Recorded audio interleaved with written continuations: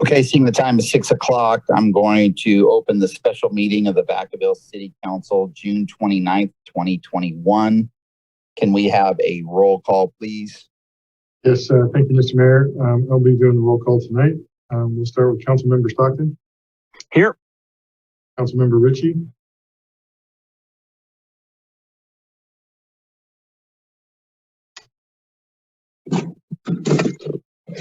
Councilmember Ritchie.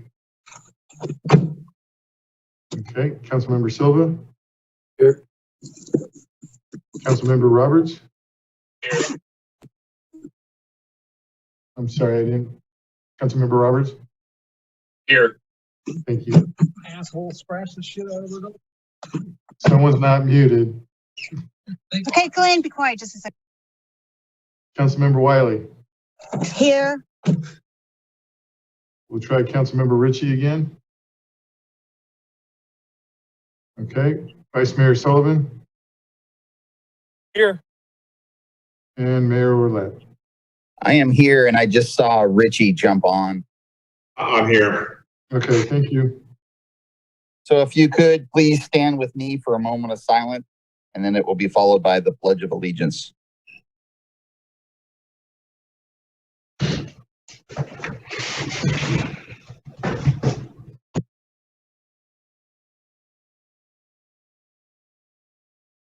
I pledge allegiance to the flag of the United States of America and to the republic for which it stands, one nation, under God, indivisible, with liberty and justice for all.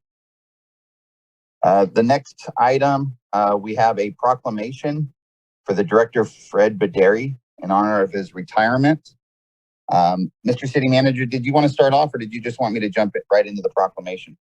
I'll say a couple quick words if it's okay. Yes, please.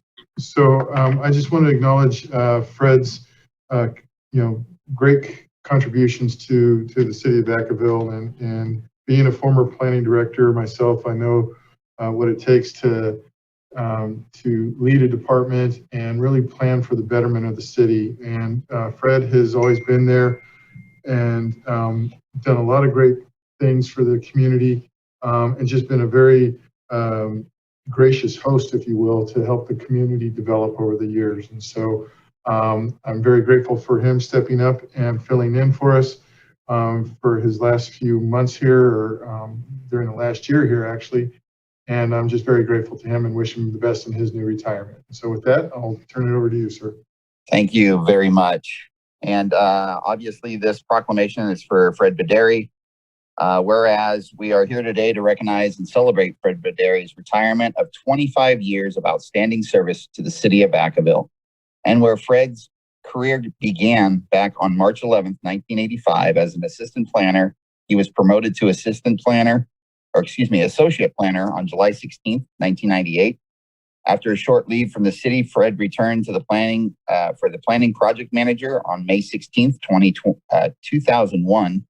And was promoted to city planner November 16th, 2004. And on June 1st, 2020, Fred accepted his final promotion as acting director of community development and guided his department through the COVID pandemic. No matter how difficult the situation, Fred has always been friendly, calm, reassuring, and a great listener. His traits have served him well, especially while handling high-profile projects and attending difficult meetings. We're going to miss Fred Baderi, and in his retirement, Fred will be spending some time gardening and brushing up on his artistic talents. His adventure with community development is complete, but his impact will be everlasting. Now, therefore, it being resolved, I, Ron Ouellette, Mayor of the City of Vacaville, on behalf of the Vacaville City Council, hereby present this proclamation to Fred Baderi as testimonial to the faith and dedication of services which he has performed in the past 25 years, with our best wishes for continued success and happiness in the future. Thank you very much, Fred. We appreciate everything you've done for our city. And with that, I will give Fred, if Fred's on the phone, I hope he is. Fred, did you want to say a few words? Well, yes. Thank you so much for those kind words. This is really wonderful. I really appreciate it. I have enjoyed all my time with the city of Vacaville and really love the community and hope we've been able to do some great things for the community. This is such a wonderful place and a wonderful populace, just a wonderful community to work for. So thank you so much for those words, and I really will miss working here, but I really have such fond memories of everything we've been able to try and do for the community. So thank you very much, and I appreciate it very much. Thank you, Fred, and thank you for all you've done for the community. And please enjoy your retirement. It's much earned. With that, we will move to item 4, public comment. The public comment is limited to business listed on this agenda only because it's the special agenda. So is there anyone from public comment tonight, Crystal? Dean McDougall, I'll open your mic. Oh, I wasn't aware that it was only for the things on the agenda. So, okay. But I wanted thank to thank you. I wanted to thank you so much for your service, all of you. Thank you. Thank you, ma'am. Do we have anybody else on the phone for the agenda item at hand? I see no additional hands. I'm going to close public comment. We'll move to item 5, presentation of the land development process. And I'm going to start with our city manager. Yes, thank you. Thank you, sir. Appreciate the opportunity to present this tonight to the council. So this is another in the long line of special study sessions that staff is providing for our newer council members as they have been having to learn quickly on the fly all the things that city government is involved with. And this is a big one. And this is all about the city's land development process and how a community gets built. And it just seems so fitting that, we're celebrating Fred's retirement tonight, and he and his staff have been working together on this presentation for you tonight. It's really just an informational session to give the council and anybody else that's joining us tonight a better understanding of how the different types of land development occur in the city. Our focus tonight is really going to be on new development, where you see, vacant lands transition into or transform into new development projects of all different types. So with that, I will turn it over to Fred and his team, and they will walk us through the presentation tonight. Thank you very much. So tonight we'll go through the description or through the presentation that City Manager Bush described. Can we have the next slide, please, Crystal? So the discussion we have this evening will really cover the range of activities and reasons that things happen during the land development process. So we'll be covering the topics you see here on the screen, going through how the city sets its vision for land use development in the community, what guiding documents there are that tell us how to implement that vision, and then who is involved, who are stakeholders in the outcomes of land development decisions, who makes those decisions, and what are the processes that go into those various decisions and approvals. So tonight, City Planner Payman Bavand and I will do this presentation. We'll be running through the topics here. And at any time, if you have questions, we're happy to stop and clarify something or go over something in more detail if you would like. And with that, I'll turn it over to Payman, and we'll go to the next slide. Great, thank you. Good evening, Mayor, Vice Mayor, Council, everybody else here tonight. So as Fred mentioned, we're really going to hit the highlights of land use development in Vacaville. And we'll start with sort of the types of land use development that we deal with. And we've sort of categorized them into 3 categories. One is homeowner improvements, and this is really home occupation permits, home businesses, home alterations, additions, and accessory structures as examples of the homeowner-based improvements that we deal with. Next slide, please. Next, we have small businesses, and this could be small businesses or typical, your factory stores, your smaller businesses and medium-sized businesses. And this is really alterations, tenant improvements, any sort of changes, change of use, going from one use to another use, A lot of these are handled at planning stage, but there's a significant amount that are also handled at the building permit stage too, where planning is involved. Next, please. So really the focus tonight, as we mentioned, is going to be new land development. And this is your larger subdivisions, commercial centers, and industrial parks that you see here as examples. Next. So what is land development? In its basic form, it's a transition of land from natural, semi-natural parcel to a developed parcel. As an example, we've identified here is the Strata 1200 apartment project.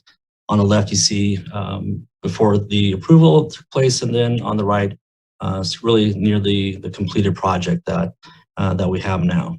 Next, please. So what is the value of land, planning for land development?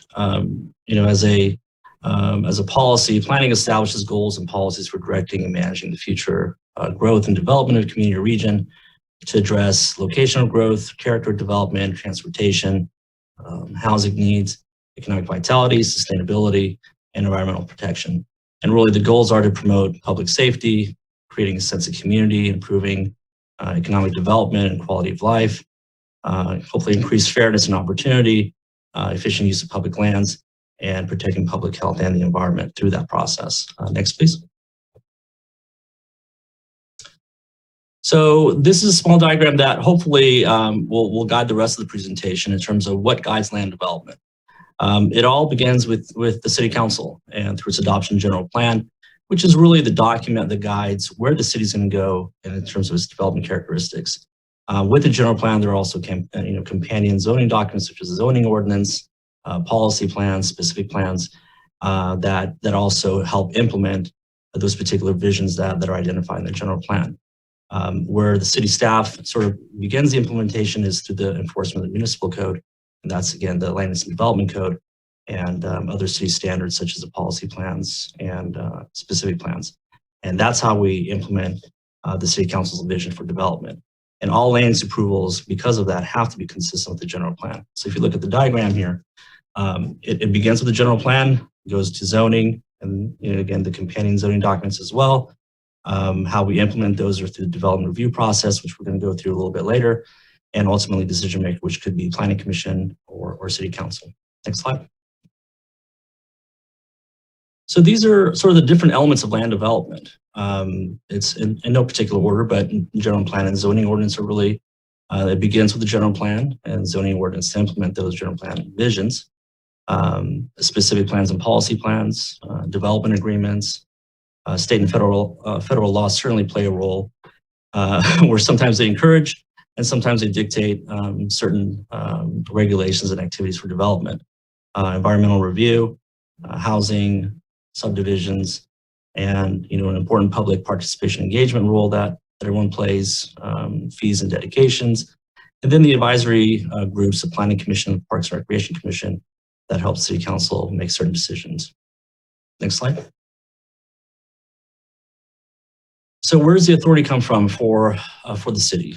California Constitution gives the city's authority to make and enforce the regulations for local police, sanitary, and other ordinances and regulations not in conflict with general laws. And that's really where sort of the police power comes in for the city to establish its zoning, its general plan, and so where they want to see the city go and how it's implemented.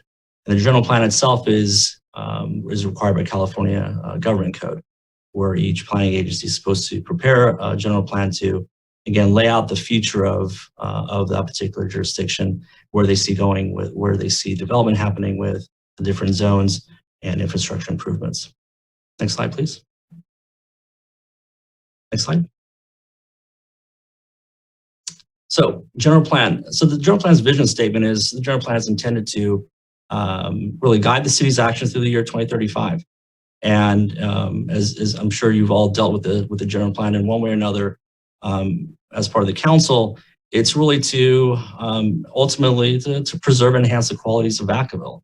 What makes it great to live, work, and play in Vacaville, and drawing on its many strengths, the city can grow in a manner that provides high quality of life for all current and future residents and employees. There are a number of policies, action items, and goals that the general plan has. I'm not going to go through all of them, But on your screen, you'll see some of these, as an example, preserving its small town feel by continuing to be a family-friendly city, fostering community-oriented neighborhoods that are diverse, attractive, safe, walkable, and affordable, looking at design as a basic principle in how the city, the aesthetics of the city are. Next slide. So again, there are different, these are all the different land use related goals that the general plan has in terms of vision for where development should occur and how it should occur. Next slide. So really the general plan map is really where the city's vision is. This is where the city and how the city is going to grow, where it's going to grow, what the land uses are going to consist of. And again, it's preserving and enhancing the qualities that make Vacaville a great community in which to live, work, and play. And really everything starts from the general plan vision, what that city's vision is. Everything goes from there. So in terms of our zoning ordinance, our different zoning policies and documents, all start from the general plan. So council and approving the general plan, you are absolutely setting the stage for where Vacaville should go in terms of development, what kind of city, what kind of community Vacaville is going to be. Next slide, please. So the different elements of it, so each general plan has different elements that are required by law. So these are different elements that a general plan includes. Land use in terms of designating all the lands within Vacaville for specific uses. Housing to meet the city's housing needs and housing opportunities. Transportation, laying out the major streets and other transportation facilities. Conservation, open space, parks and recreation, public facilities and services, safety, and noise. And these are, again, the elements that you'll find in any general plan in California. Next, please. So how's the general plan implemented? Well, as we sort of hit on a little bit earlier, we have the general plan as the guiding document. Then we have the zoning ordinance, and that's how we implement the general plan vision. Within that zoning ordinance, we also have specific plans and policy plans, which I'll get into a little more detail a little bit later, but they're really, subcategories of zoning where there are, we have policy plans and specific plans for particular areas in the city. Development agreements, which is really a contract between the city and the developer to address obligations and benefits. Ultimately, staff's goal in development agreements is to enhance Vacaville's livability. So we are partners with developers in looking at projects, but of course we work for Vacaville. So our goal is to make sure Vacaville is enhanced with every project through its development agreements as well. Subdivisions and maps, and these are again, we'll talk about this a little bit more too. Be residential subdivisions, commercial maps, and industrial projects. And then finally, zoning ordinance, which is going to be a big part of the presentation tonight. And again, identifying how we can implement the different vision guidelines that the general plan provides.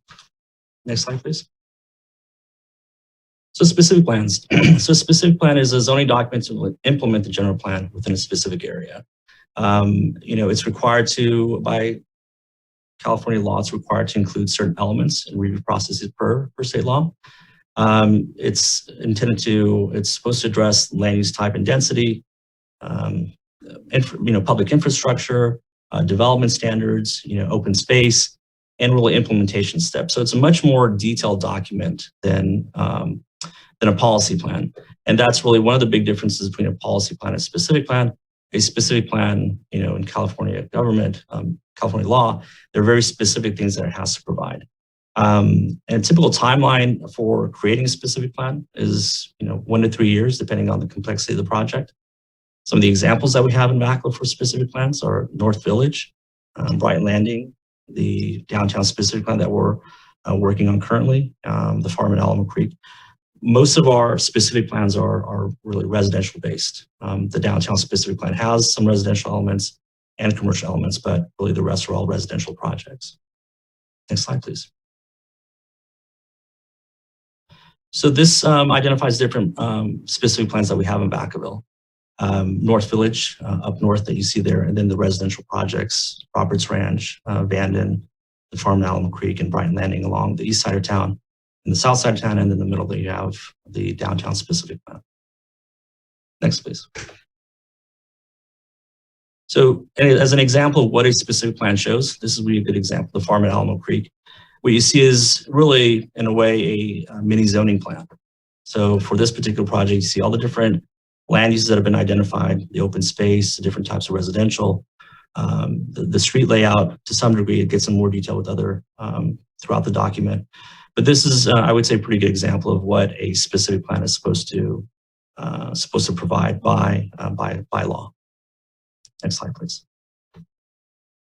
So policy plans, again, are another document that's intended to address development within a specific area. It isn't identified in state law. It's really more flexible, and it's an alternative to the specific plan process, which can be, again, more detailed. Where you see a lot of policy plans are in our industrial areas, our business areas.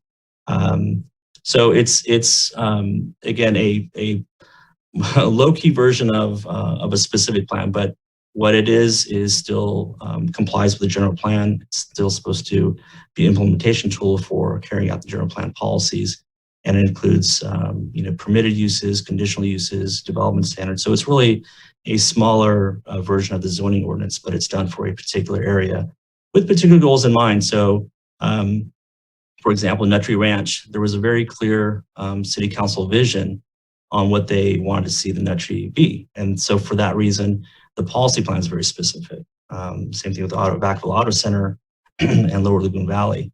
So these are, again, looking at very specific things that the city wants to achieve in particular areas. So policy plans, again, related to our biotech strategy. That's where you see a lot of the upper Vacaville industrial and business park areas that are, again, have either been created initially or amended to support and accommodate the economic development goals that the city has. Next slide, please. So there are a lot more policy plans in Vacaville than are specific plans located, as you can see in this exhibit here. And again, really a lot of the activity that we see, that we deal with at the planning department, community development department, are related to the industrial parks and the business parks. A lot of the commercial policy plans have been built out, and it's really not an active part of our evaluation. More of the evaluation's time is spent on new projects, new warehouse projects, new sort of biotech related projects in the business and industrial parks in the city. Next slide.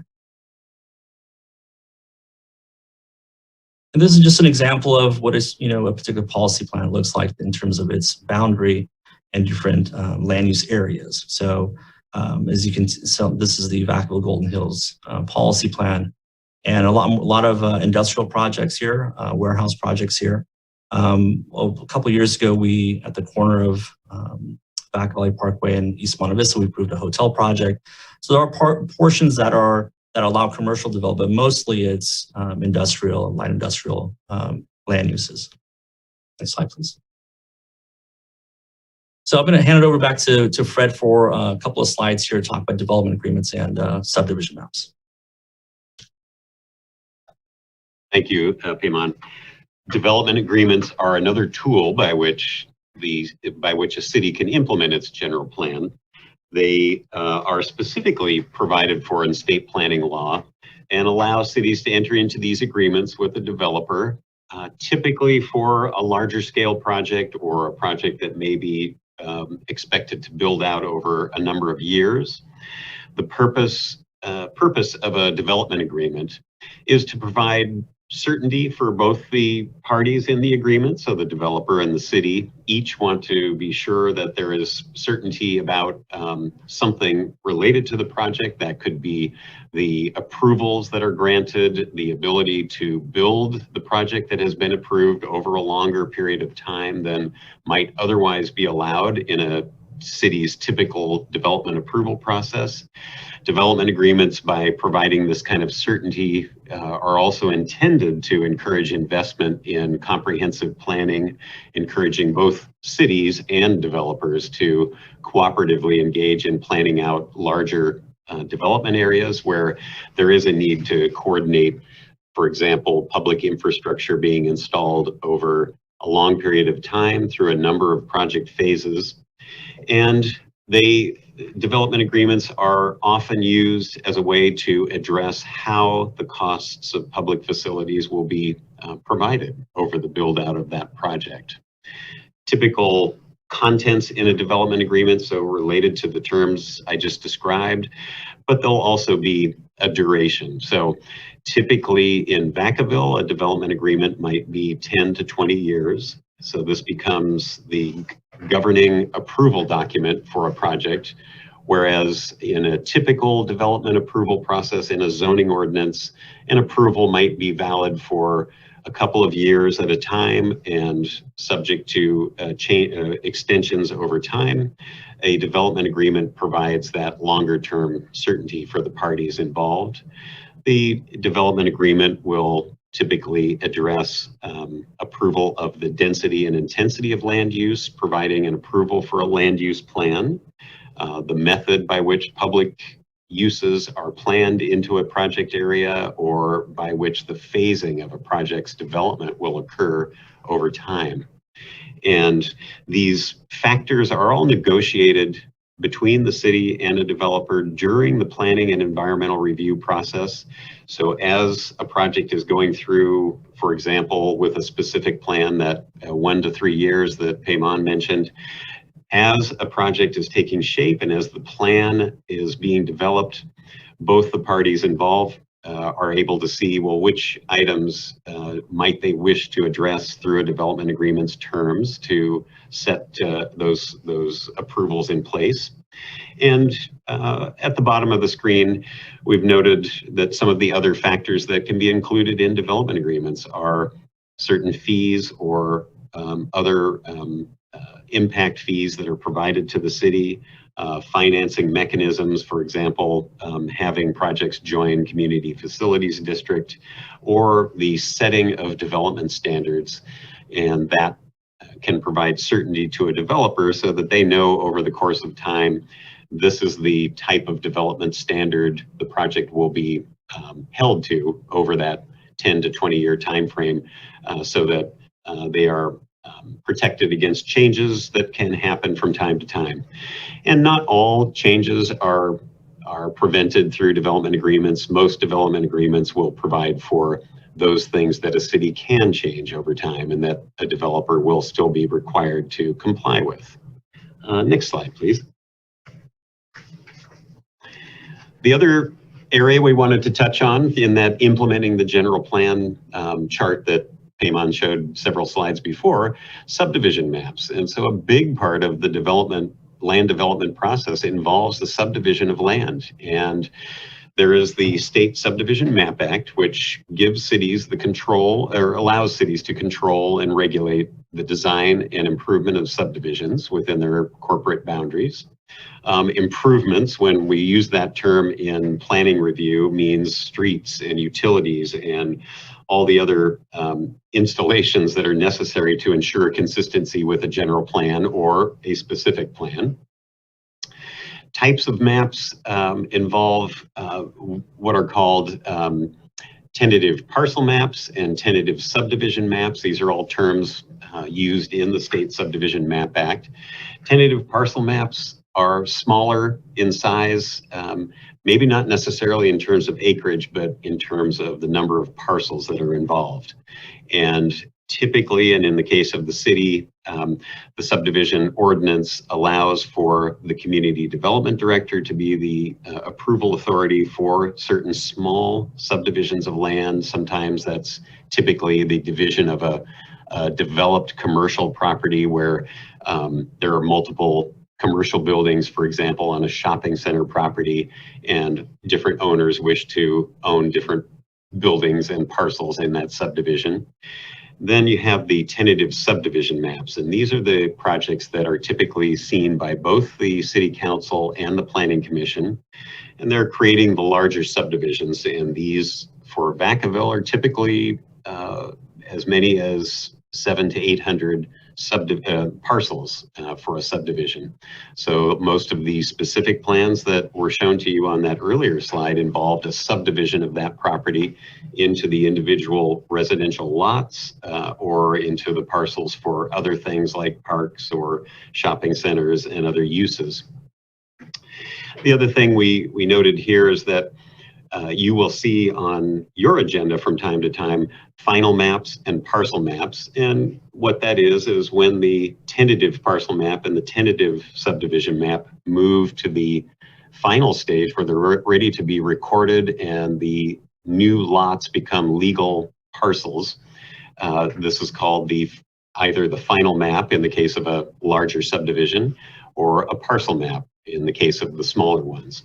And so often on the city council's calendar, you will see in the consent calendar the accepting of the final map for a particular phase of a subdivision project where the developer has installed the public improvements. The city is ready to accept those public street rights of way and other facilities as being final and ready for sale and changeover from that tentative condition.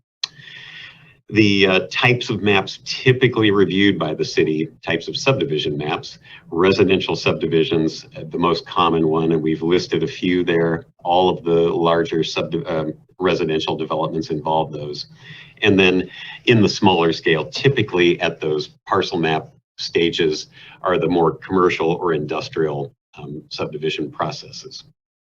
And the one thing we noted at the bottom there, the subdivision process does provide the process by which the city receives dedications of land for public improvements. So that would include roads, sometimes parks, sometimes public facilities such as a site for a well or a drainage facility. So any of those things, that process is usually taken care of during the subdivision process and dedicated to the city as one of the requirements of the subdivision and finalized with those final map situations. Next slide, please. This is just an example of a tentative parcel map. The map you see here, it's kind of faint, but this is what we see when we receive a request to subdivide a commercial property. This one is at Vacaville Parkway in East Monte Vista. It's the site of the hotel, the newer hotel being built there, the name of which I'm sorry I've forgotten. But you can see here the subdivider is proposing to divide the property into one parcel for the hotel and then two other parcels for some other commercial facilities that would be allowed under that development. Next slide, please. And then this is an example of a tentative subdivision map. Certainly not one of the largest in the city. This one is located along California Drive and involves a subdivision that is called Montesa. So here you can see the subdivision map provides for very detailed engineering drawings along with the type of planning drawings that are typically reviewed by the Planning Commission.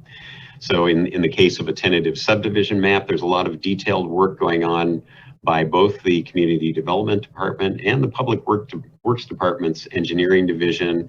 You can see, you won't be able to read them, but on this screen, some of the detail bubbles you see around the edges of the subdivision. These are cross sections showing how drainage facilities will be built or how the roadway section will be built with all the dimensions, the width of the pavement,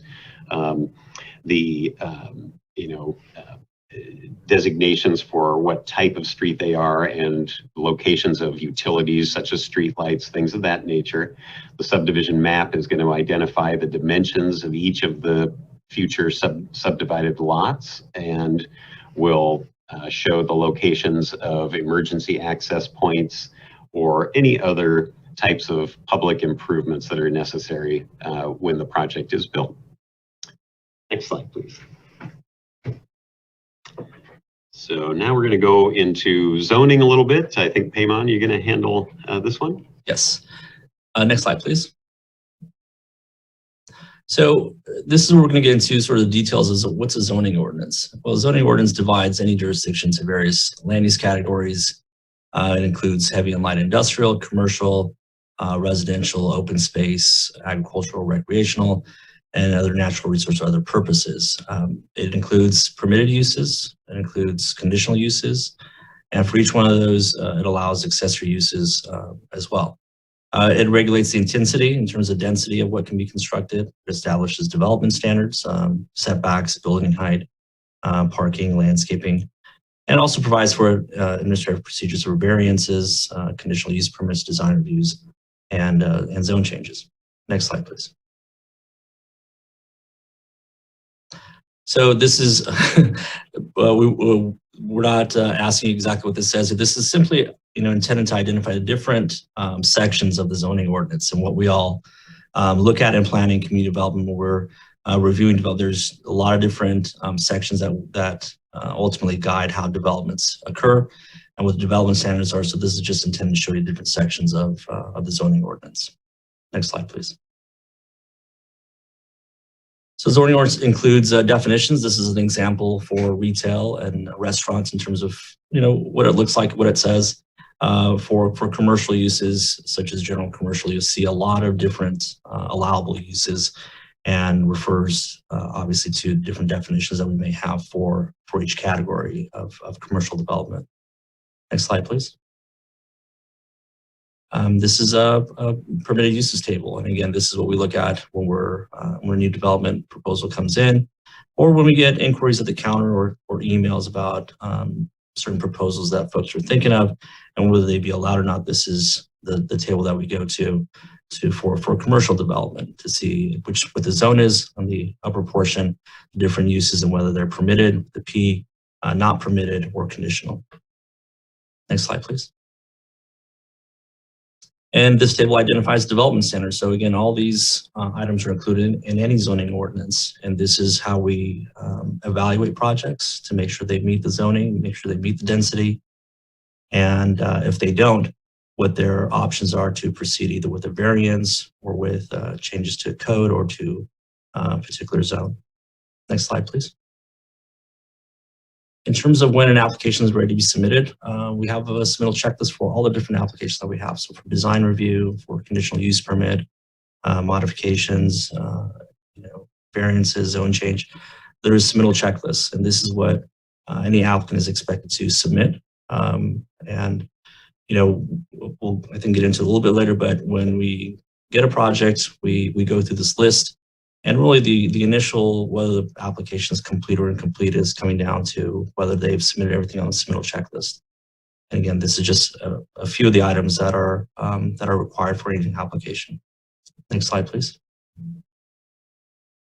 So different planning applications that we have. Design review, which is typically for new construction. Conditional use permit, for example, these are service stations or convenience stores.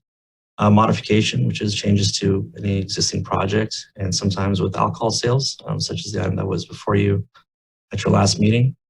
Administrative clearance, these are typically for, sheds, additions that allow an applicant to request a reduced setback for those particular purposes. Plan development, which is really for apartments and master plan subdivisions.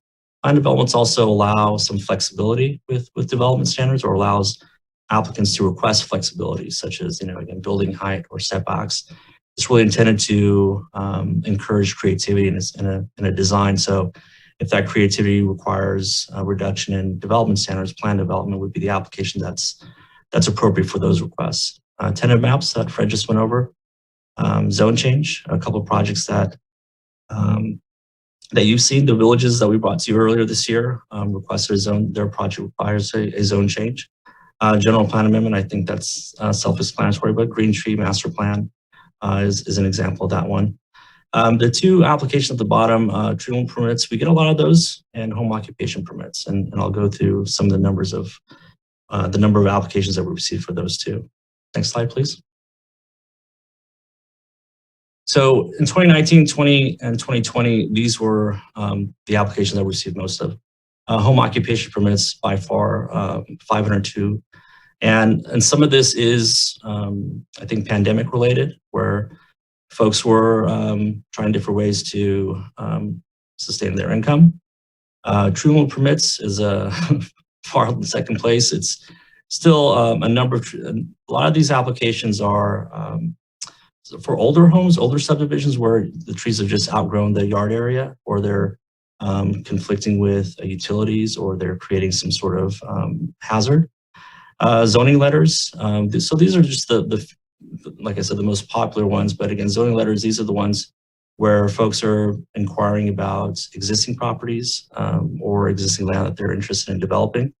The rest are pretty typical project applications, modifications, again, administrative clearances, which are for, small residential type projects, design review, plan development.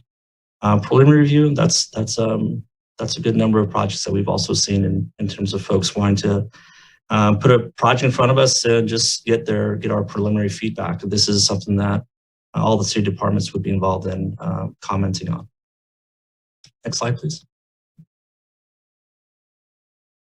So this is our zoning map, and the zoning map, other than it has to obviously be consistent with the general plan, really, if you were to put them side by side, you do see the sort of matching of land uses and matching of the different land use categories that we have in the city. But just as an example, this is our zoning map, and a lot of the land that you see, the yellowish colors are all residential. The red is commercial, and then the upper areas where you see the gray and blue are the business parks and public facility areas. Next slide, please. So in terms of the colors and what they mean, yellow generally is for residential, single family, multifamily homes. Commercial is generally red, industrial, gray, schools and public buildings, blue, and parks and open space are green. So when you're looking at a land use map, these are the colors that really stand out as the primary zoning colors. Next slide, please.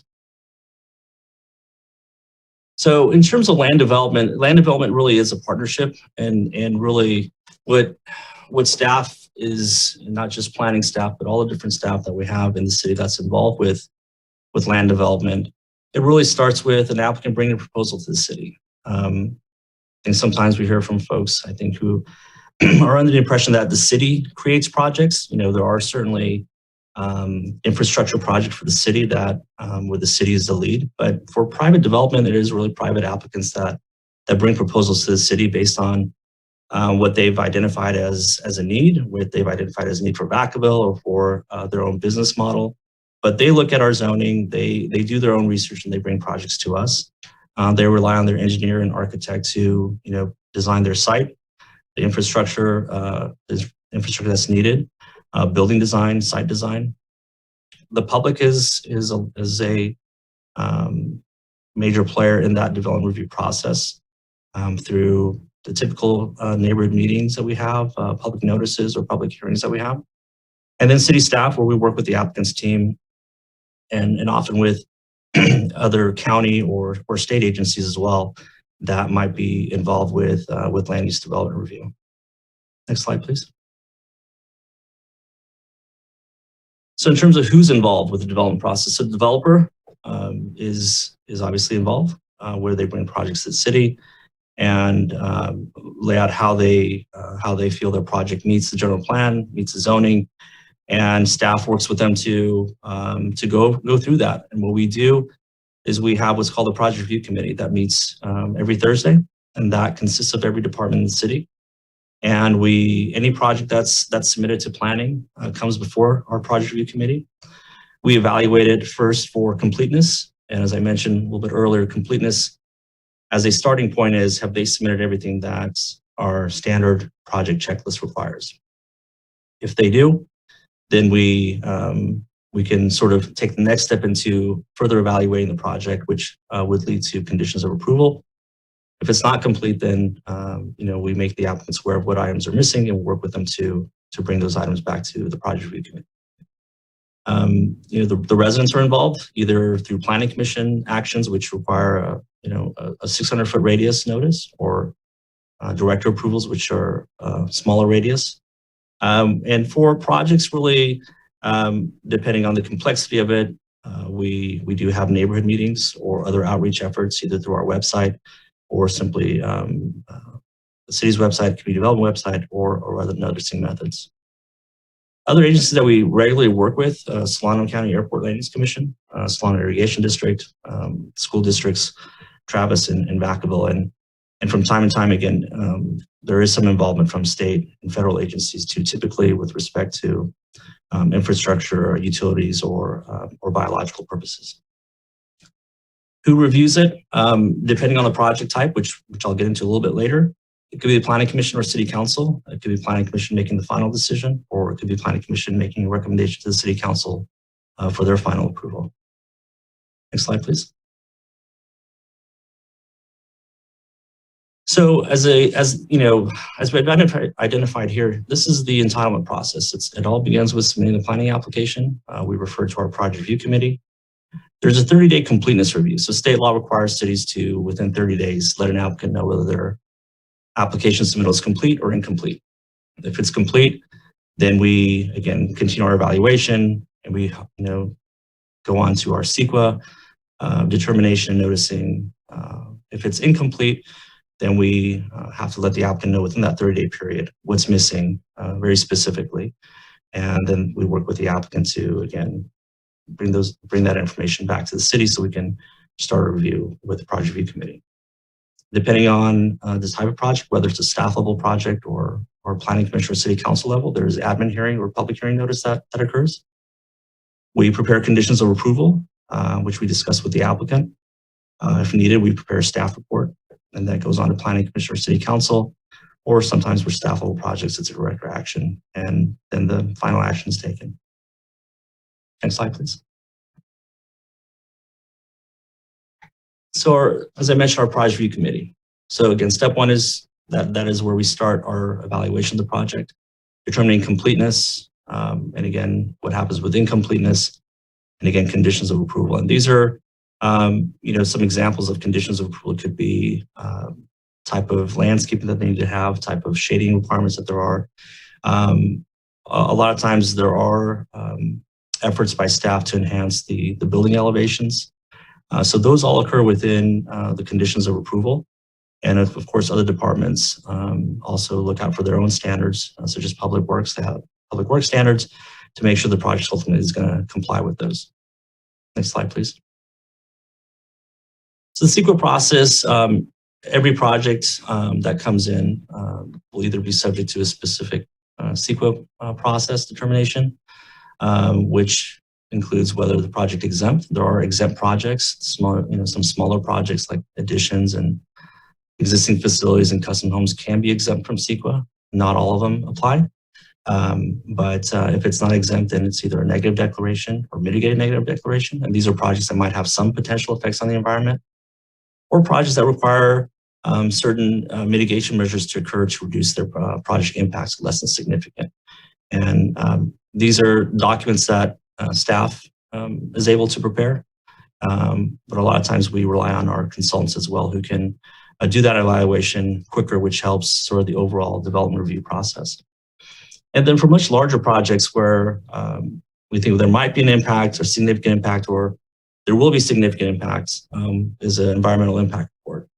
And typically you'll see those with larger subdivisions, like the ones that I mentioned on the east side of town, Brant Landing, the farms at Alamo Creek, Green Tree project that we're evaluating right now is another example of that. So these are really for the larger projects where we know there are going to be significant impacts, and the decision maker has the ability to approve a project with significant effects if an EIR is prepared. With any of those documents, we have, except for the exempt projects, we have public noticing and review period. Typically for mitigated neg decks, it's a 30-day public review period. For EIRs, it can range from 30 to 45 days, and this is the public's opportunity to weigh in on the environmental document. For projects that require, for example, mitigated neg decks, at a minimum, the adjoining property owners are made aware of the availability of that document so they can review it. And then a lot of times when we notice a project for either staff level action or planning commission or city council action, that's additional noticing that would occur to make folks aware of the environmental document. And then once the project is approved, there's what's called notice of determination. And that's really filed with the county, with the state clearinghouse, state's Office of Planning and Research. And that really sort of closes the CEQA evaluation process that we go through. And then post-approval, we obviously look for certain mitigation measures that we're required to do to lessen the impacts of the project. Next slide, please. So when we're looking at design, the zoning ordinance does provide some controls over structures and layout of sites. It does require staff to evaluate the architecture, the layout, and whether that's going to be compatible with the surrounding properties. We do evaluate site design, landscaping, parking, setbacks, to really, at the end of the day, make sure that it's a project that aesthetically improves our streetscape in our neighborhoods. Looking at building design, your staff has a different experience with design, and we typically work with project architects to look at very specific things that we know will help help design, such as foresight architecture, to make sure it's not just one or two elevations that look good and the rest don't. It's making sure that it's really completely designed in a way that all elevations are sort of providing that enhanced view of the project. And really making sure the project's compatible with, within the neighborhood, but also the city streetscape as you're driving by. And along with everything else that I mentioned, public input is essential with every element of the design review that we go through. And this is another one where it's really to let the public know what's being proposed, but also, seek their input. And I would say over the years, we've certainly had some good feedback from the public on enhancing either a site design or building design. So that is a very valuable component of the development review process. Next slide, please. So going back to this again, to the entitlement process, looking at where the project ends and sort of where the post-approval items come into effect. This is really, I would say, the simplest way to sort of discuss what the entitlement review process is for the city, whether it's staff level or planning commission or city council. I think this is a good exhibit to sort of share if anybody ever has any questions about what is the city's review process. Next slide, please. So in terms of the authority for approving projects, this is a table out of our zoning ordinance that identifies where the planning commission and city council are the authority decision makers. In terms of noticing for planning commission and city council, it's a 600-foot radius that goes to occupants, residents, property owners. For planning commission, there's a 10-day appeal period, and that depends on really the type of application. But this table, I think, easily, provides all the different information for who the approval authority is, when it's how the project review would occur if it's planning commission or city council. And next slide. And how it would be if it's a community development director. This is staff level. So certain design reviews, conditional use permits, home occupation permits, signage, these are all what's determined to be a director action. And really it is intended to help streamline development review. When there's a project slated for planning commission or city council, there's a much lengthier process in terms of staff report preparation, staff report review. And so over the years, working with planning commission and city council, there have been certain amendments to our zoning ordinance to, again, help streamline development review in assisting applicants and developers, but really in a way that allows staff to make the best judgments in a more streamlined manner. Next slide, please. So what happens after a project's approved? Once a project is approved, they're ready to submit for building permits. Once plans are submitted to the building department, the plans get referred to all the different city departments for their review. And then what each department does is look at their conditions of approval to make sure that what's been submitted reflects those conditions of approval. A lot of times conditions require additional information or changes to a project. So staff reviews those plans to make sure they do comply with the conditions. Building staff and fire staff look at building code and fire code, and of course public works with the public works standards and very specific conditions that they've identified in the approval document. Once we deem the permits, meets all the conditions of approval, the building division or the building official approves the building permits and they go into construction. Our role then is to perform the inspections to make sure, what was submitted on the plans is what's being reflected in its physical form out in the field. And then once all the inspections are granted, then the applicant gets a certificate of occupancy and they can begin occupying the space and their operations. Next slide, please. So that's the end of my presentation. This is an example. This is a vacant parcel off of Mason Street, and currently we're looking at a 5-story hotel to occupy this space. So just want to leave you with that, but that's the end of my presentation. I'm happy to answer any questions. So thank you. Thank you very much. I do appreciate the presentation. I'm going to send it back over to the city manager. Mr. City Manager. Yes, thank you. And Payman and Fred, thank you so much for the thorough and complete presentation tonight.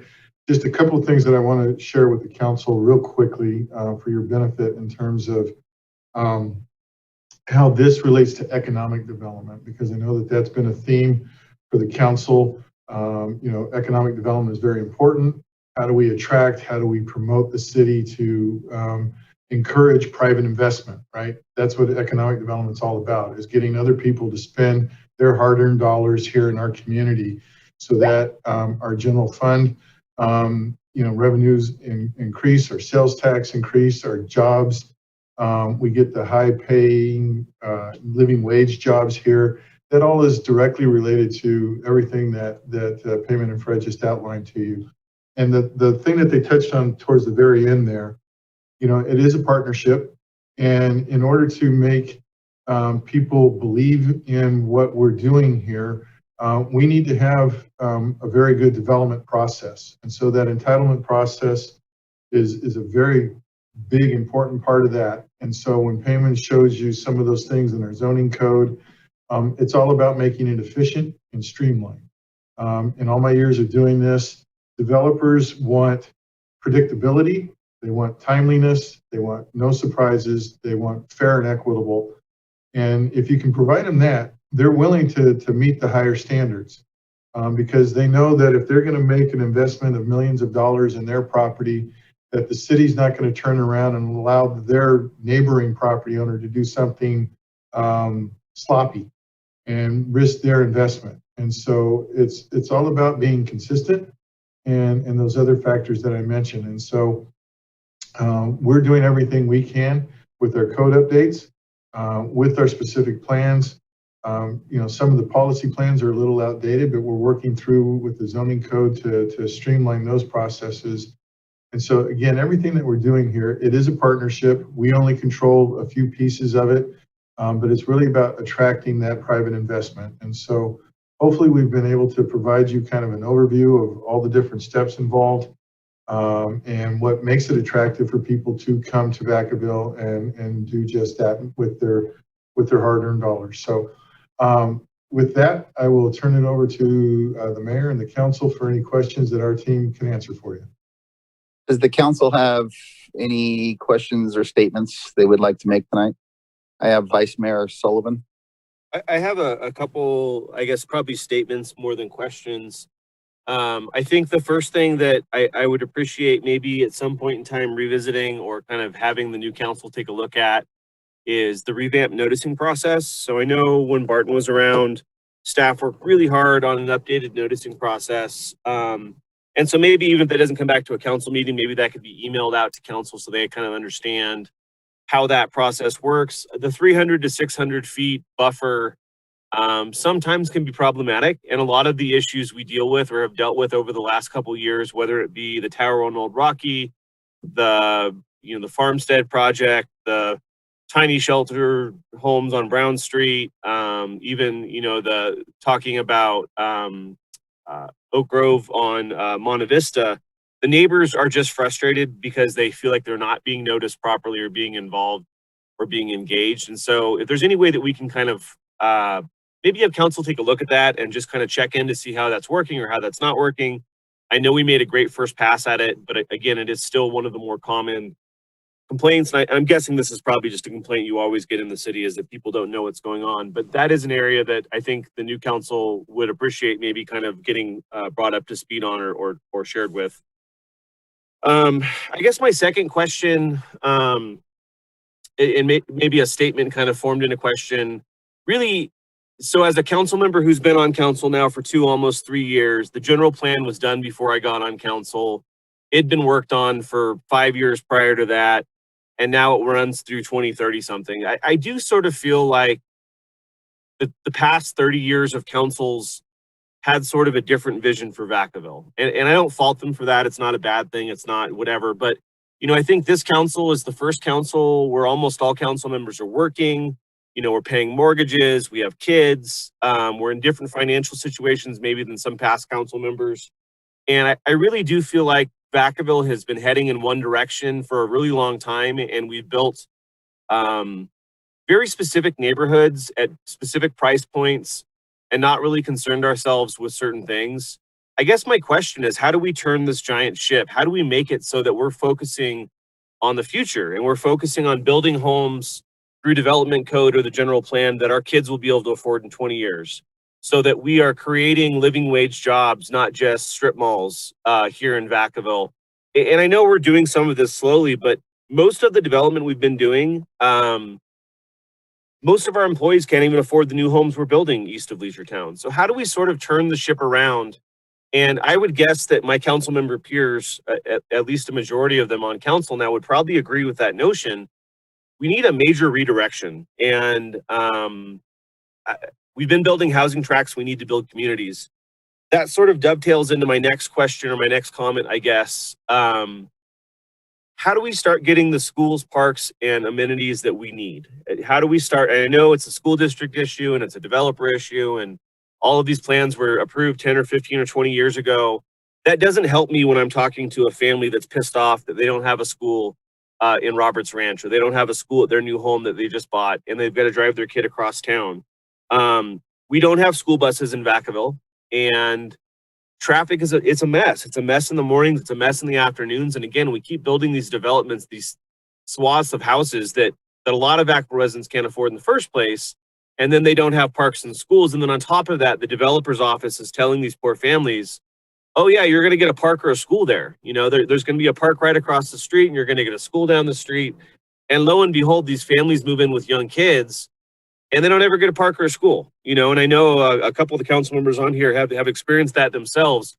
How do we sort of correct this issue and start really kind of righting that ship, if you will, when the general plan was already built before all of us got on council, and it sort of sends us in a different direction? So I guess that's my question to the city manager is, if none of us had a hand in crafting the general plan, none of us were even here, except for maybe the mayor, when the general plan was written, and it continues to build communities that maybe we don't necessarily agree with, how do we start changing the big picture direction of the city? How do we do that currently? And that's my question. Sorry, I rambled. No, thank you for your question. And certainly that's a very easy, quick answer question to provide. But in all seriousness, there's a lot there. So first and foremost, the general plan is a 30-year vision. It doesn't mean that we don't touch it for the next 30 years. It means that, you know, as we're planning our services and what the vision looks like for, you know, what is the land use balance? You know, are we going to be a residential community? Are we going to be a heavy industry community? Or are we going to have a balance? And so when you look at our general plan land use map, and Crystal, I don't know if you can go back to, you know, somewhere around slide 10 or whatever with the general plan map, where it says, you know, that's our vision. That vision is going to take time to build out. And as Payman identified on the general plan vision statement, there's a whole bunch of bullet items on there that say, here's all the different things that we're trying to achieve. And so there is a lot there that does take time to implement and to have developed over time. Thank you. There's the vision statement. So you can see all those different things that the general plan is trying to achieve. And then those other tools that we identified for you tonight, the specific plans, the development agreements, and all those other tools that we went through in detail help implement these things, as we said. Now, in terms of changing that, well, if you can go to the slide that shows Aaron, can we hold on this slide really quick, if you don't mind? Sure. I don't mind. So I guess so. I could read a few of these quotes right here and say this is exactly what I'm asking for, and I think the new council would be asking for, but I'm not seeing that happen. So preserving the small town feel, promoting a balance of high quality housing, support or fostering community-oriented neighborhoods that are diverse, attractive, safe, walkable, and affordable. So what do we do if the plan says this is what we're going to do? The first one says we're going to be a family-friendly city. We haven't built a new school in 20 years.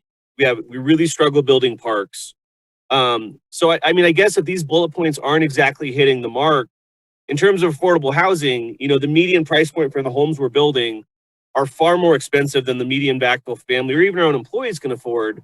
So if the plan does say this stuff, how do we kind of do a check-in and say, hey, are we actually hitting the mark on these goals? Because I think to some degree, maybe the plan does say some of these things, but we're not quite hitting those targets. Okay, so another good question. So to that specifically, okay.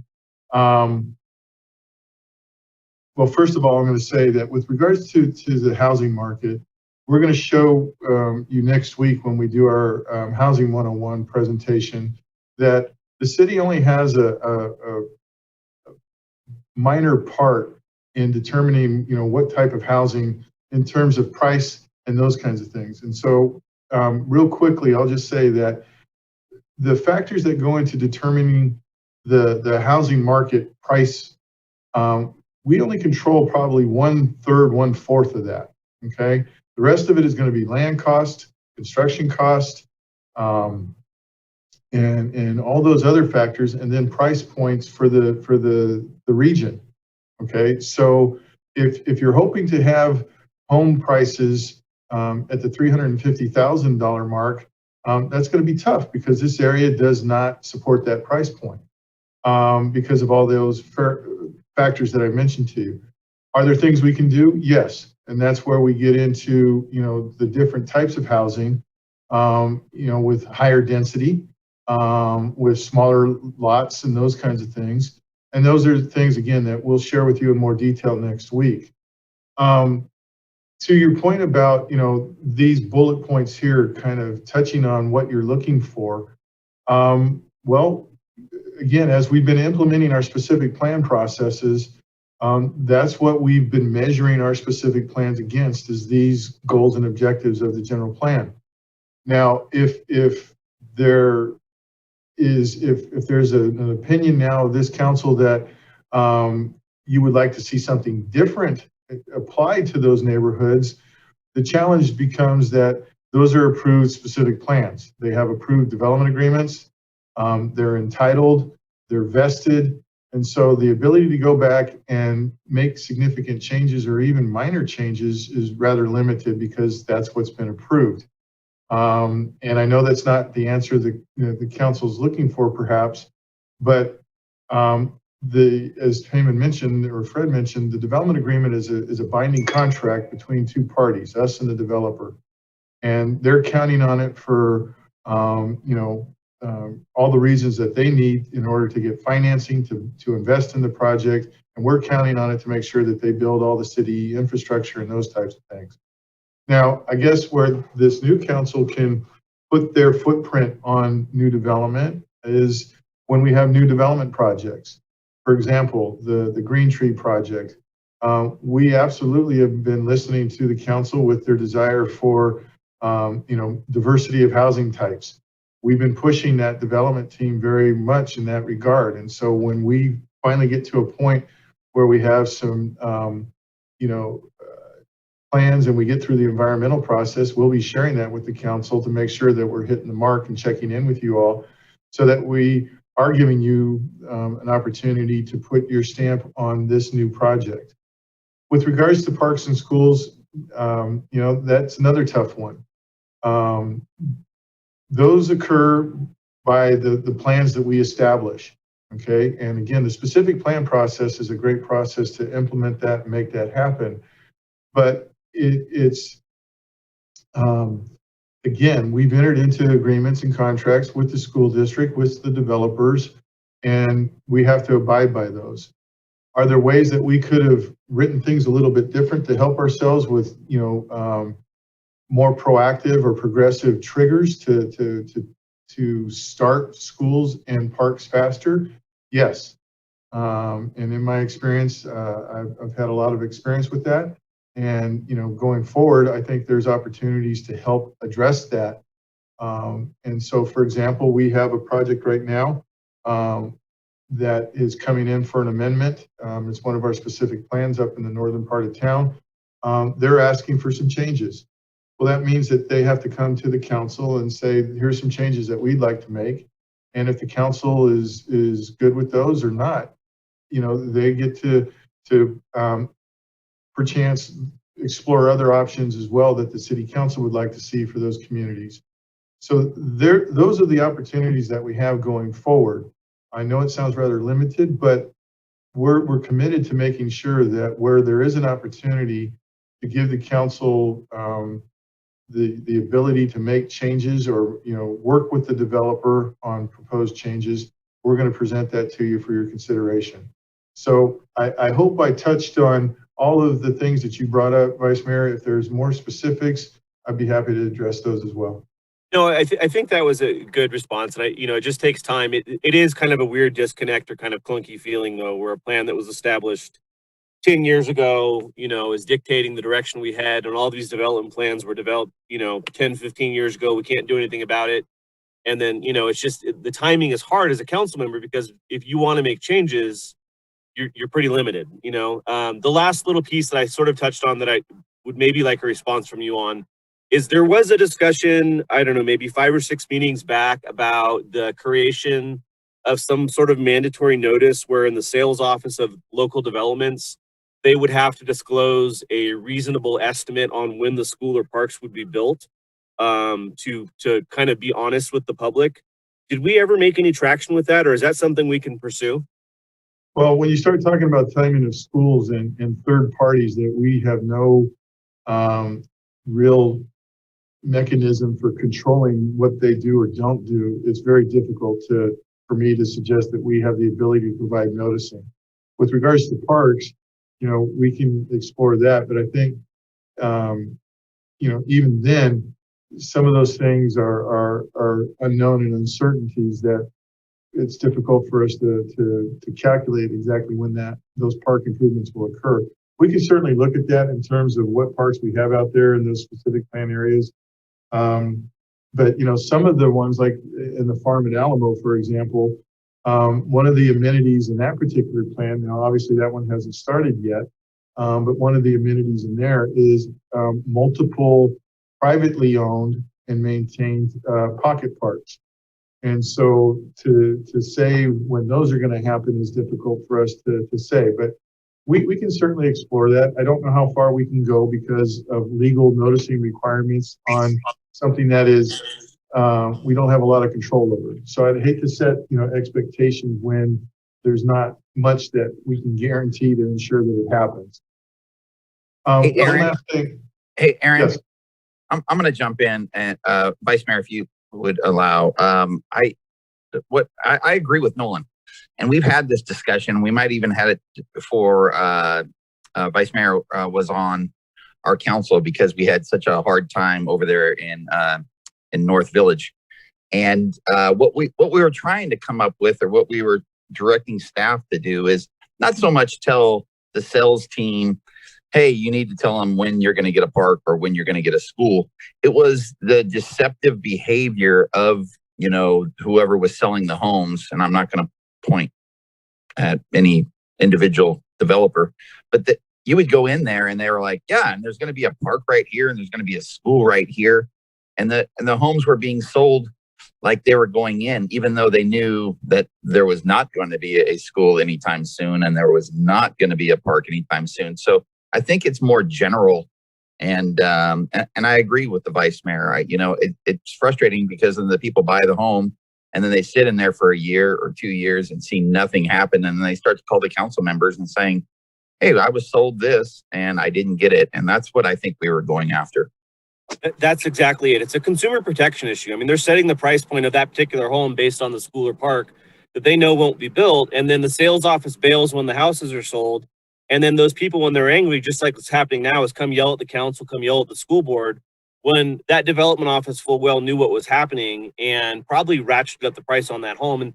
And again, I know they can't make an exact estimate, but I think the mayor's spot on. It's just some sort of way to give those residents a heads up, because it is a bait and switch of sorts, and it's not fair to our residents. And we know it's going to happen because we see the big picture, and then these poor families move in and get the shaft. Anyways, that's the crux of my comments. I don't want to take up more time, but thank you, Mayor, for your comments, and I agree with you completely. So I will just say, just the last thing on that particular issue is that the council just recently approved an agreement for a project, and part of that agreement was the park fee credit program, where the developer was required to start construction on the park by, I believe it was the 50th building permit, and then be complete with the park within 2 years, or the 120th building permit. Those are the kinds of things that we absolutely want to, expand upon so that it does establish a trigger. So we'll work on that. The last thing that I want to just share with the council that we didn't really touch on is that there was a statement made that the general plan's approved, and that's that. And I did mention that it's a 30-year vision, but ideally cities would try to update their general plan every 10, 12 years or so. Okay, it's to keep it fresh, to reflect what's what's going on in your community. Because at the time the general plan was prepared, it was a snapshot of what was developed and what was the council's vision based on community input and all that sort of thing. And so every 10, 12 years or so, it's recommended that you go back and explore what is that vision, what is the built environment, what are the needs of your community, and what are the objectives. And so not that we're going to be doing that anytime soon, but I just want to share with this council that that is something that we do on a regular basis to make sure that we're meeting the needs of the community and the council's vision. Yeah. Sorry, I just got a phone call. Councilmember Silva. Thank you, Payman. Thank you, Fred, for the presentation. Thank you, Aaron, for the comments. I really appreciate you addressing the overlap of economic development and our land use, and also the comments on schools. Those are really the two biggest issues. Then there's these other ones that I just kind of want to go through them kind of quickly as possible. So one of the things that comes up from the public often is whether or not we can restrict certain businesses. I know we talk, we have ordinances regarding the sales of certain products such as cannabis or alcohol, but what's the legality of restricting other types of businesses or in certain areas? Well, that is a very wide issue. There are certain uses that, depending on adult businesses that, we are allowed to put restrictions on in terms of, proximity to sensitive uses and those types of things. There are businesses that are licensed by the state, such as, rehab centers or things like that are licensed by the state, that sometimes neighborhoods believe that those aren't very compatible with their neighborhoods, but the state actually protects those. What about, sorry to cut you off, but what about things that aren't necessarily regulated by law that are maybe more market driven, like comments that I hear like mattress stores or certain real estate? So sure, that's a good question. So with regards to market driven businesses, the city does have the ability to place restrictions. I mean, when Payman showed you that list of permitted uses, the city controls that. The challenge there is that, if you start limiting yourself, then you limit your options for private investment. But maybe not everybody wants, some of these uses at every corner. And so that's the balancing act that we get into in the planning departments, where, you look at your zoning map and all those different colors that Payman identified for you, and those are the different zones. And so as you look here at this table, you see across the top, CD, CG, that's general commercial, neighborhood commercial, commercial office, and those are all the different types. And so if we don't want a proliferation of certain things, then we can certainly address that here. I will just say that again, as the council, your staff will be, making sure that you are aware of potential consequences to that. Now, when you say mattress stores, that's where we get into the definitions, right? Because mattress store is just going to be under general retail. And retail is retail in most cases. And so you have to be careful about calling something out specifically and excluding it when you have a broad-based definition like that. I hope that answers your question, sir. Yeah, and I know it's complex. And then there's always this fine line. So another thing that kind of come up and we were talking about is perhaps placement of certain businesses that have a high drive-through attendance rate. So like, for example, like Dutch Bros constantly comes up, and then there's a lot of fingers pointed on that.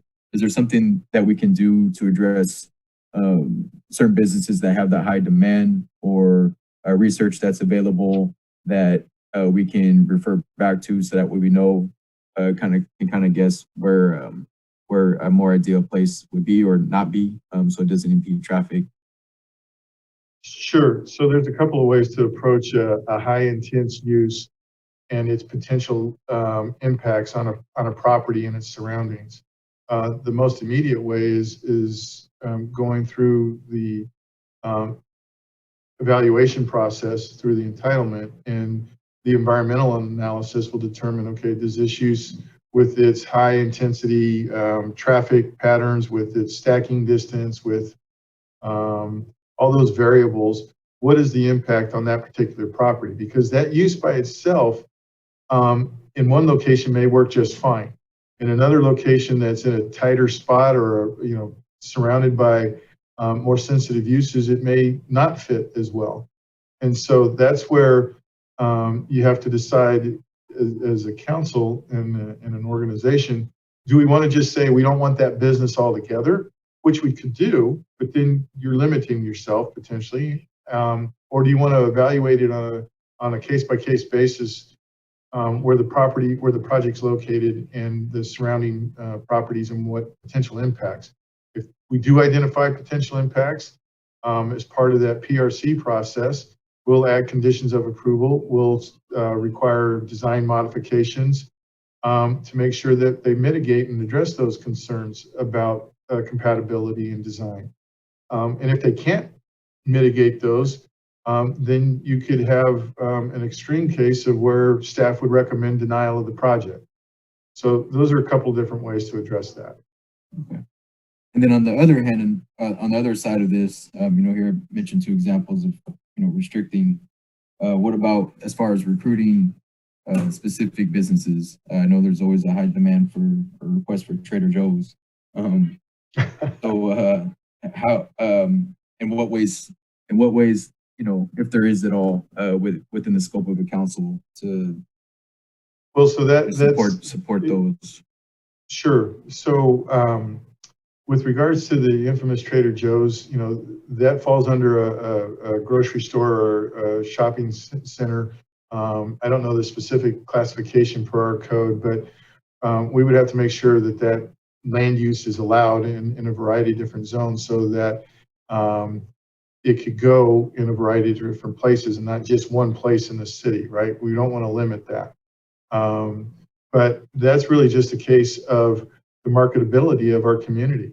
Do we have good infrastructure services? Do we have a demand here? Again, there's factors that we control that will help attract business investment, but then there's also those other factors that businesses look at. Is there buying power? Is there competition? All those things that we don't really have a control over. To the bigger extent, another aspect of this is what we're doing with our biotech and advanced manufacturing strategies. Council was very much involved with a desire to bring in biotech and advanced manufacturing businesses because they do provide higher wage living jobs. It does establish a higher benchmark for our community.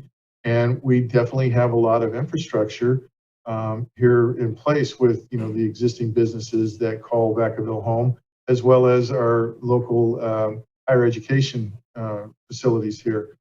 And so with all that in place, the strategy is how do we build upon that? And so we have presented the council a strategy that, we're going to, going back to what I said earlier about economic development, we need to provide fair, consistent, timely, predictable processes.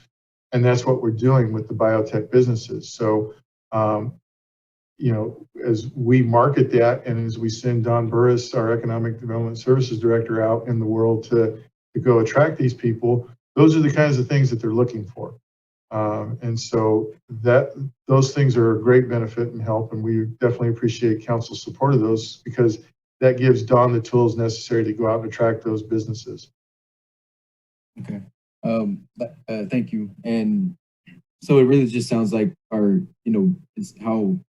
it's extremely important to ensure that we continue to support and maintain infrastructure along with our processes to get those guys in here.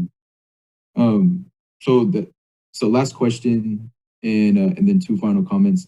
So is there some type of dashboard or some type of metric that's out there that can be available to where we can kind of determine the balance of where we're at and how we're going about balancing these different projects, somewhere where we can refer folks to essentially have like this objective view of what projects have been implemented, what we're supporting, or what's kind of been worked on, as far as a quick, I guess, easy to read resource?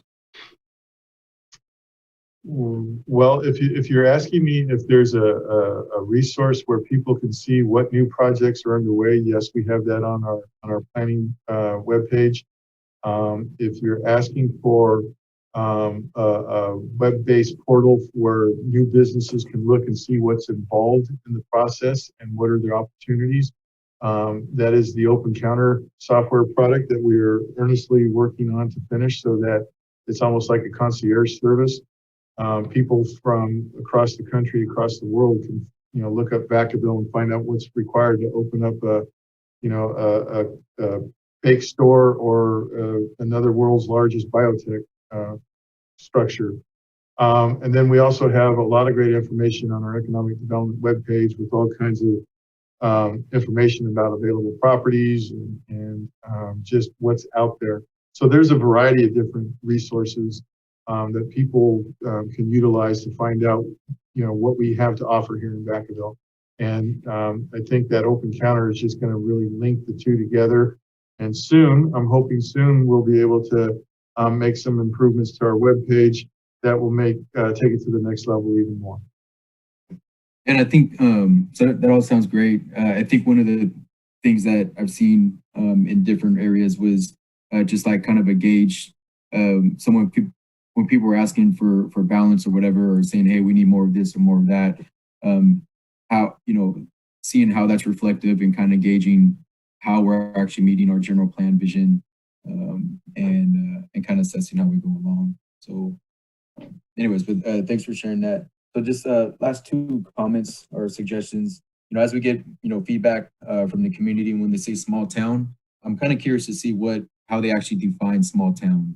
And I know, a lot of folks like, having a vibrant downtown with different events and whatnot, that can be that. But I'm kind of curious to see what folks is, as we continue to grow, as we continue to expand, I'm kind of curious to see when we get that feedback as it comes up through the years, to really understand how people define what is it that's in that small town that they're asking. The other comment is just the relationship between zoning and affordable housing. But I'm going to save that for next week when we talk about housing. So thank you. Councilmember Stockton. Yes, thank you, Mayor. I wanted to just shed some, highlight a comment that the city manager made earlier. He said that our developers want predictability. They want no surprises, and they want fairness, and they absolutely deserve that. I agree implicitly, but so do our home buyers. And I appreciate my colleagues' comments about making sure that the people who choose Vacaville as the place to live and start their families are getting what they've been promised. I feel like I live on the north side of town. I won't say exactly where I live, but I had a pretty terrible experience with promising me the sky and then not following through with with the promises that the developer made, not me. So I do have some concerns. I feel as though we need to make sure that we're not just building homes. We need to build strong communities, neighborhoods with schools and with amenities. If we haven't learned anything from COVID, it's that you can live anywhere. And you can live anywhere and you can work from home. So why are people going to live in Vacaville? And I think that is one of the key driving factors for me in making decisions about some of these plans and developments that are coming to Vacaville. It's really important to me that the developers, when we approve the plan and they make a commitment, whether it's to build a school, put in a park, put in some sort of Olympic pool, swimming pool, or these amenities that people purchase their homes for, that they follow through with that. So a couple questions. What is the process, and maybe somebody can help me out here, for a developer when they want to change a plan, and who makes the final decision as to whether or not we let them off the hook with some of the amenities that they've promised people who've purchased homes? So I'm going to let our planner speak to this now. So Fred or Payman? Okay, thank you. This is Fred. Well, when a project has been approved, it is not uncommon for a project developer to request a change after a period of time. There may be some change in the environment or change in the market conditions that lead them to request a change in their project approval. The decision maker in the case of most large-scale projects would be the city council. And when I say large scale, that would mean any project that involves changing the general plan or the zoning on a property. If we have something like a specific plan that needs an amendment, most amendments to a specific plan require the decision maker to be the city council. And then there are some lower level development changes that can be approved by the Planning Commission. So it just depends on the type of change that's being requested and what type of document or approval action that the change is seeking to amend. So what would like a pool, a park, or a school? Who would make that decision on those? Yeah, so typically in those cases, those would involve changes. If you're moving those things around in a development area, you're changing the zoning, you're amending a specific plan, you may be amending the general plan diagram that Payman showed earlier, that land use diagram. So any of those factors would typically involve the city council being the final decision-making authority for that change. Okay, great. And that would also go for removing those things as well, not just moving them? Correct. Because removing those things would typically also mean taking away zoning or changing zoning boundaries or specific plan contents.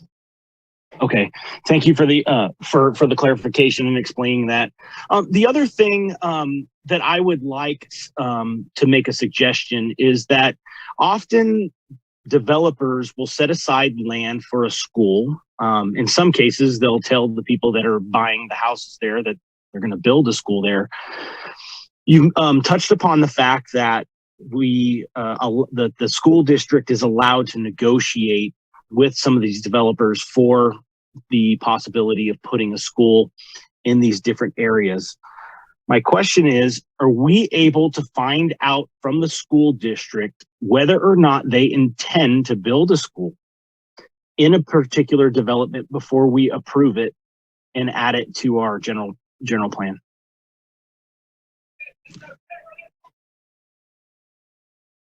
This is Fred again. I'll try to answer that. I may be able to answer some of it. I'm not sure if I can cover all the points, but the city does consult with the school district when we are reviewing proposed land use development plans. So especially things like those specific plans, or certainly the general plan when we adopt that, we're reviewing the growth plans with the school district and any other public agency that is affected to look for reserving sites within development areas for schools.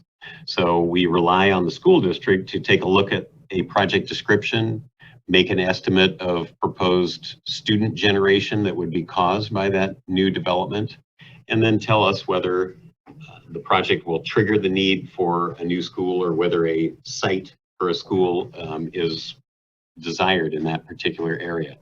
So the city does have the ability to work with the district on determining that.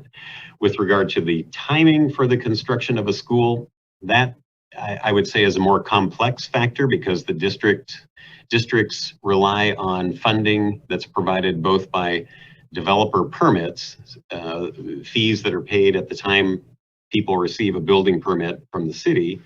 They're paying a fee to the school district that is intended to provide funding for the construction of schools. They also are dependent upon the pace of development, so they often don't know the timing for the construction of a school because it's going to depend on how quickly a development area builds out and how quickly they can estimate that students will be present needing the services from that school. So that that's a more difficult one to work into the development review process. Because it could take 20 years or more, right? It build a school. Could. Yes, it could. Okay. Okay. Lastly, the last thing that I had is, you know, I know that the parks are kind of negotiated and there's different ways that parks are built, whether it's, you know, negotiated for the developer to build it or whether or not they set aside land that they give to the city to build a park. In situations where the land is given to the city for a future park, how can we commit to the people that are purchasing homes in that area that the tax money that they are paying that goes toward their park gets their park built before it goes into rehabilitating other parks throughout the city? So this is Aaron. I'll jump in and take a stab at that. So we kind of have a unique methodology or formula, if you will, that right now we currently have a universal park fee that we collect. And the challenge is that the amount of the fee that we collect at the time a building permit is issued for a single family home has not been updated in a while. And so what's happening is that the amount that it costs to build a park is outpricing what we're collecting. And so as a result, we're playing catch up.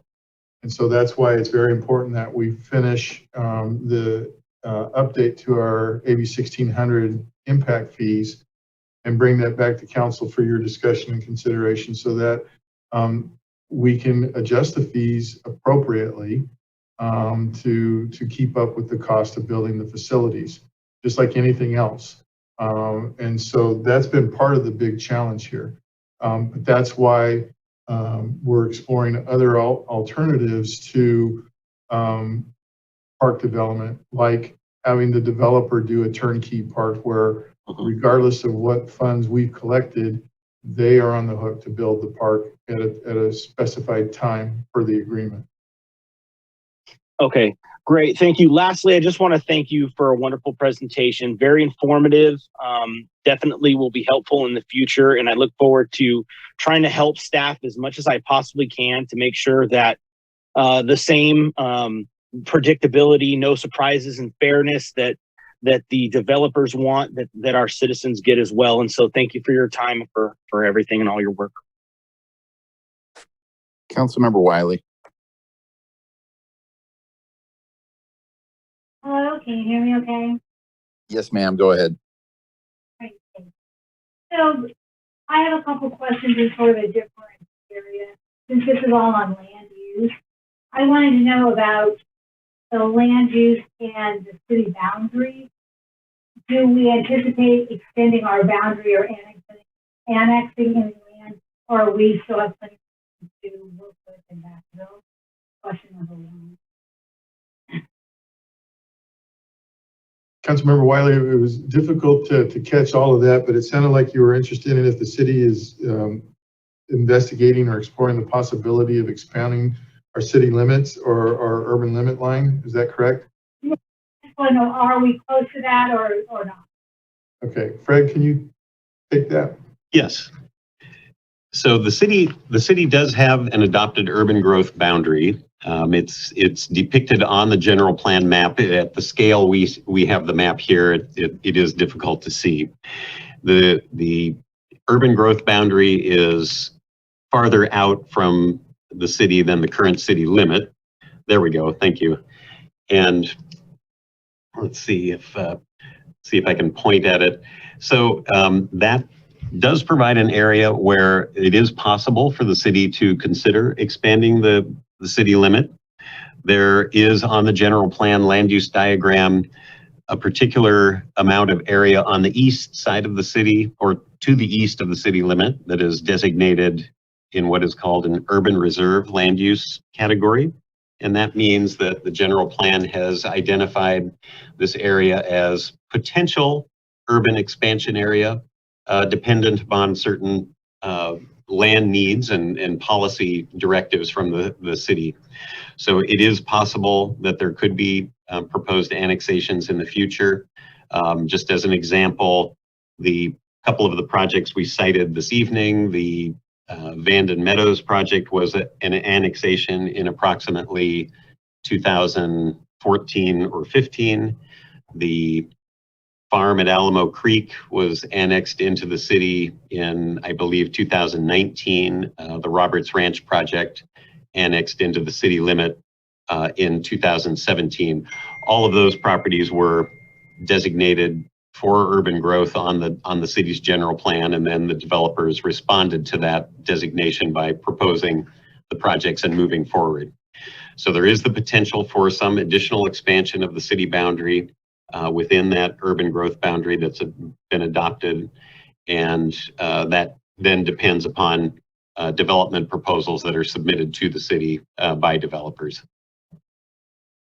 All right, so that's on the east side. On the north, is there still quite a bit of expansion that's going to happen on the north or not? There is area within the urban growth boundary in what is called the northeast area of the city, and that would be the areas going east along Interstate 80 on both sides of Interstate 80. The city limit does extend all the way out to Midway Road, but it contains a fairly small land area. So there are other areas out there that are that do have the potential to be considered for annexation in the future, and would have land use designations provided as part of the development process for any areas that were requested for annexation. Okay, my next question may not be able to be answered now because I know we're in the process of taking a look at our surplus land and, cataloging that so we know exactly what we have. But because I am new to the city council, what percent of the land is city-owned land in Vacaville? And do we have about what a typical city would have, or is there a percentage of land that would be city-owned in a city or not? That is a good question. I don't have that information. That would take some investigation on our part to determine quantity of city-owned land within the city. Looking at the general plan map that's on the screen now, many of the areas that you see in the bright green, the hillside and open space areas, are city-owned land. Some of the blue colored lands, which designate public properties, typically public properties such as city facilities, but also schools, some of those are city-owned properties, of course. So there are those areas. As far as vacant parcels that could have some other land use potential and are owned by the city, that we would have to do some investigation and compile that information for you, I think. So if I I know that, so we'll find out more with that surplus study is done. So this is Aaron, and if I could just interject, an effort that our staff is currently working on for a variety of different reasons is, our surplus property, as you've heard that term thrown out at a variety of council meetings. And so we are currently evaluating and accumulating a list of all the different properties that we own. And some are just simple easements, some are worthwhile development opportunities. And I believe that that's a report that we're planning on bringing to the council, I believe at the second meeting in August. So we should be able to have some information for you in that regard at that moment. Okay, and then I just have my one final question, is about private landowners, property owners, residents, and accessory dwelling units, or the impacts on the neighbors. So this whole thing with land use, I think that's a big part of it. And since that is changing and state laws are changing in that regard, and we have had several issues with, some neighborhoods, I just think I want to say again, if we could develop some sort of policy about accessory dwelling units, that would be a good thing. Yeah, so it's not really a question, but a statement. So those are my comments. And thank you for this information. And I do think it's very helpful as a new councilman. Councilmember Ritchie.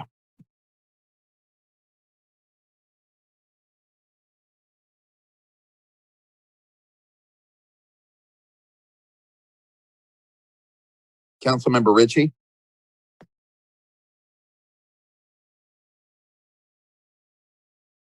Hi, can you hear me now? Yes, go ahead. Okay. Hi, I just wanted to kind of touch base and kind of echo some of the comments that Vice Mayor Sullivan and Councilman Stockton really hit the nail on a few of the items. And I think Sylv actually touched on too. We can't go back and change the previous developments for residential developments that have been approved in Vacaville, but we can really affect the future. This is something that I've seen a lot in my career, what I do for a living, in the way in which kind of developers do manipulate certain things in sales centers and in the way in which they motivate people through different techniques to get things done. But we can shift Vacaville in the right direction and hold them accountable to where when they market something, we need to make sure that we don't approve any projects on new developments without set triggers. Let it be at some said number. They regularly would put, oh yeah, we'll build a park, we'll build a school, or we'll build a baseball field or a pool at some point in time before completion. We can't allow that anymore because they can manipulate that. We need to have a certain trigger that lets people know at the 25% mark, at the 1/3 mark, that park will start, and they cannot sandbag and draw the park out. There has to be an acceleration clause and maybe escrow set aside holdback for penalties. So where if they don't act in good faith, they'll be penalized at a very large number. That'll motivate them to get the park done regardless if they're not profitable yet. They commit. We have a commitment to our community. If they're going to buy a house, there needs to be a park or school or playground in that project by a certain point in time, so we can kind of, people can come back and knowing that we're going to do them right. I think it's really important. I've seen this for over a decade and a half in real estate development deals and new home builds, and it's something that we can stop now in Vacaville and just make sure that any project we approve has a hard trigger so people know that they're going to get something by a certain set date. And that's it. Great, thank you. We're going to move to item 6, which is closed session. I'll open it up to public comment for anybody that wants to comment on closed session.